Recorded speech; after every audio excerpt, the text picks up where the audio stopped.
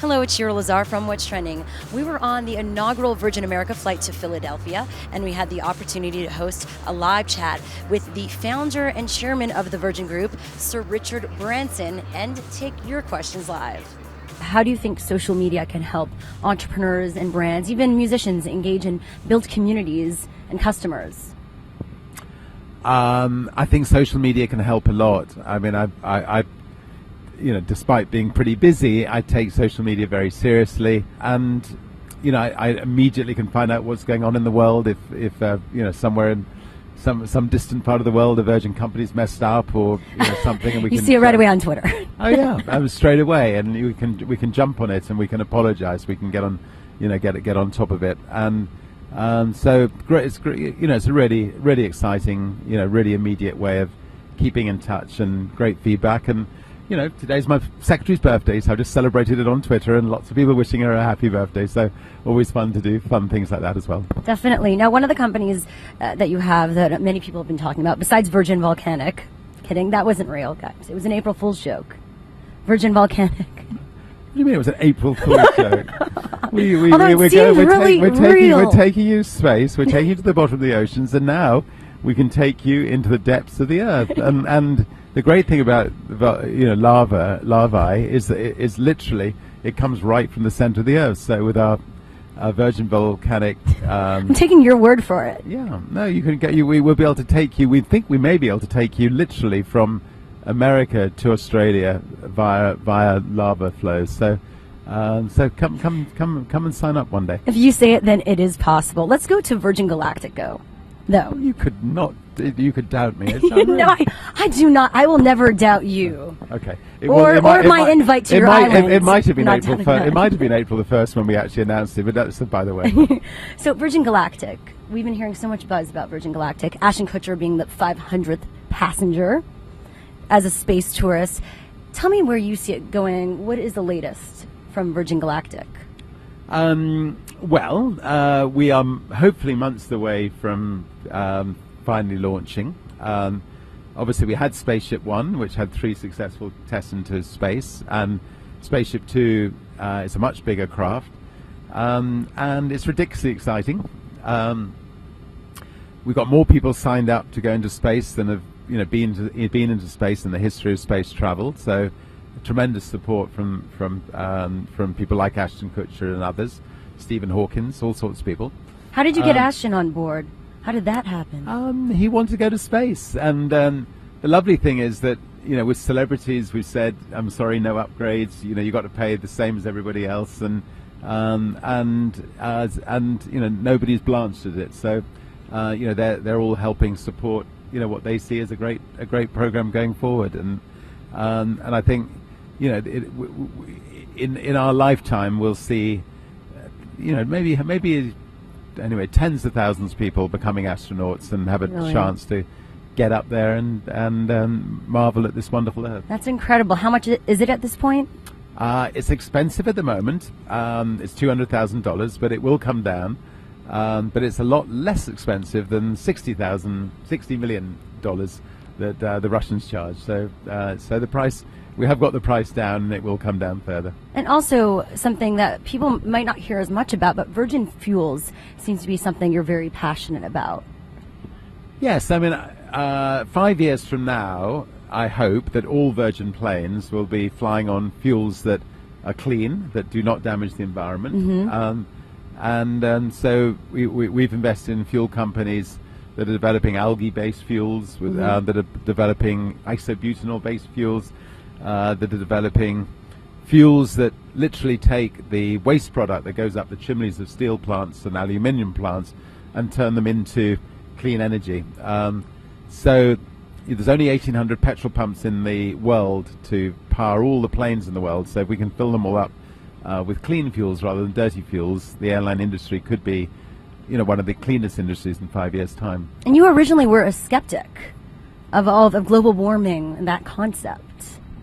I think whether you believe in global warming or not, and I happen to believe that we have an issue, we need to have clean fuels in the future. We need to have alternative fuels because fuel prices are going through the roof, and the more competition we can give the Middle East, the better.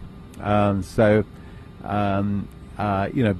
I also happen to think the world does have a problem, and even if you don't believe it, as an insurance policy, I think you should, it's wise to do something about it, and we're doing the best we can to get on top of it. Definitely. The Virgin brand has evolved so much over the years. Who knew that you would have your own airline at this point?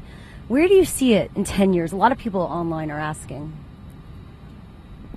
Well, I know you're a futurist. You look ahead in time. No, I think that, I mean, a lot of my time is spent setting up not-for-profit organizations. So, we want to try to, we got into a position where we can try to address some of the intractable problems in this world. I think if business leaders around the world spend a proportion of their time trying to tackle, diseases, or try to tackle, global warming issues or conflict issues, and not just leave it to the politicians, I think a lot of these problems can be got on top of. And I just put out a book called Screw Business as Usual, with trying to encourage all businesses and all people working for businesses to spend some time on that. And so I think I will be spending a lot more time on those kinds of things, but equally I will also continue to have fun. 10 years from now, I hopefully will have been into space with my kids. I hope to have been and explored the bottom of the oceans, the Puerto Rican Trench, which is the deepest trench in the Atlantic. In about 3 months' time, I hope to go down and explore. Anyway, keep pushing and keep challenging the people around me. Definitely. What's the one trend you're forecasting? Aviation, space travel. Is there one thing that maybe you haven't really taken on as a business yet? Well, one of the exciting byproducts of our space program could be being able to transport people around the world at a fraction of the time that they currently take. So I hope one day that we can whisk you to Australia, in a couple of hours from the States. That's a trend that, we've set our engineers the task of trying to pull it off. May not be possible, but if you don't dream, you don't achieve anything. I agree. All right, we have some questions from the online community. From Tao Muyi on Google+. What are the issues, both short-term and long-term, that concern him the most? Which you answered that really in many ways.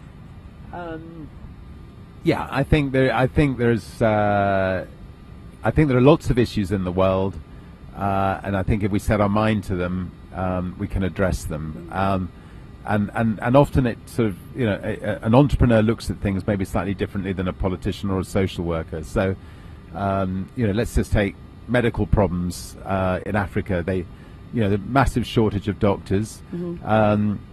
If you, trained, instead of giving them a 7-year training, give them a 1-year training on a specialist subject like AIDS, which is a big problem in Africa.